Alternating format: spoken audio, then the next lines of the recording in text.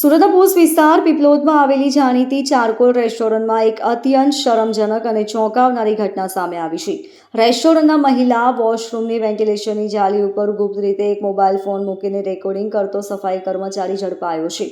આ ઘટના ત્યારે પ્રકાશમાં આવી જ્યારે રેસ્ટોરન્ટમાં આવેલી એક મહિલા ગ્રાહકે સાવધાનીપૂર્વક જોતા છુપાયેલો મોબાઈલ કેમેરો પકડાયો હતો.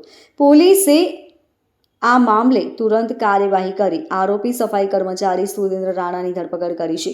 તેની પાસેથી 2 મોબાઈલ ફોન અને સ્પાય કેમેરાનો અડધો ભાગ પણ મળી આવ્યો છે. આરોપીના મોબાઈલમાં અનેક આપત્તિજનક વિડીયો અને ગૂગલ હિસ્ટ્રી સામે આવી છે. આ ઘટનાક્રમની શરૂઆત ત્યારે થઈ જ્યારે ચારકોલ રેસ્ટોરન્ટમાં આવેલી એક મહિલા વોશરૂમનો ઉપયોગ કરવા ગઈ. વોશરૂમમાં પ્રવેશતા જ તેની નજર ઉપર રહેલી વેન્ટિલેશનની જાળી પર પડી. સામાન્ય રીતે કોઈ પણ વોશરૂમમાં આ પ્રકારની વસ્તુઓ ન હોવાથી તેને શંકા ગઈ. સાવચેતી દાખવીને મહિલાએ કમોડની સીટ પર ચડીને જોયું તો તે ચોંકી ગઈ હતી. વેન્ટિલેશનની જાળી પર એક મોબાઈલ ફોન ગુપ્ત રીતે મૂકવામાં આવ્યો હતો અને તેમાં વિડીયો રેકોર્ડિંગ ચાલુ હતું. આ દ્રશ્ય જોતા જ મહિલાએ બૂમાબૂમ કરી હતી, જેના કારણે રેસ્ટોરન્ટમાં મોટી સંખ્યામાં લોકો એકઠા થઈ ગયા હતા. મહિલાએ તાત્કાલિક આ સમગ્ર મામલાની જાણકારી રેસ્ટોરન્ટના મેનેજમેન્ટને આપી હતી. મેનેજમેન્ટે તાત્કાલિક પોલીસને જાણ કરી અને ઉમરા પોલીસની ટીમ ઘટના સ્થળે પહોંચી ગઈ હતી.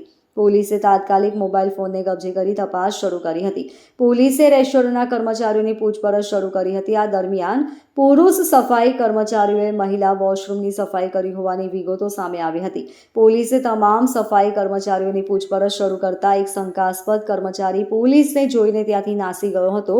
આ શંકાસ્પદ વર્તન પરથી પોલીસની તેની પર શંકા વધુ ગાઢ બની હતી. પોલીસે તુરંત જ રેસ્ટોરન્ટના સીસીટીવી ફૂટેજની તપાસ શરૂ કરી હતી.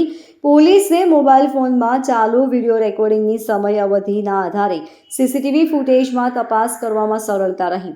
રેકોર્ડિંગની લેન્થ પ્રમાણે જે વ્યક્તિને છેલ્લે મહિલા વોશરૂમમાંથી બહાર નીકળ્યો હતો તે સફાઈ કર્મચારી સુરેન્દ્ર રાણા હતો.